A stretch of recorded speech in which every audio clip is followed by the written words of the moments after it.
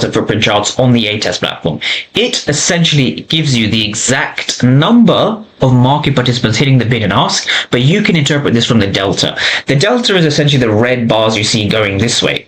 The red bars represent the negative delta. It shows you that there's more aggressive sellers than buyers hitting the bid. Now, let me ask you a question. How successful were all these buyers here? Sorry, sellers, aggressive sellers here, here, here, throughout the entire level, that whole level essentially, for about 15, 30, 45, 60, 75 minutes, for about an hour to an hour and a half, right? 1, 2, 3, 4, 5, 6, 7, right? You see so many aggressive sellers inside of the key level. Now, with that being said, the key level itself, we were unable to break below the key level, right? And that occurred for, 1, 2, 3, 4, 5, 6, 7 candles in a row, 6 candles before the break, right?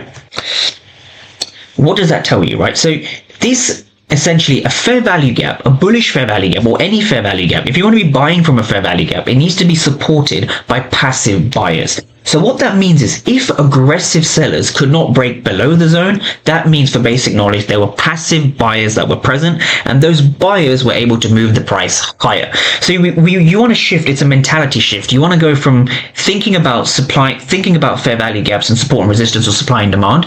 You want to go from thinking this is a support, this is a demand, or whatever, this is a supply, this is a resistance. You want to shift from thinking this is my key level, and I determine my key levels from things like fair value gaps, liquidity sweeps, the basic kind of ICT concepts.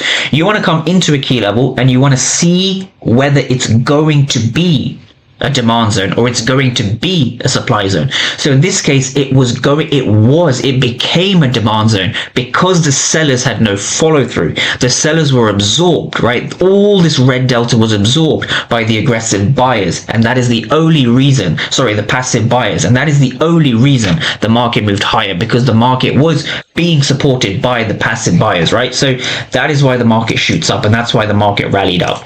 So just to sum this video up, ICT concepts alone will not work.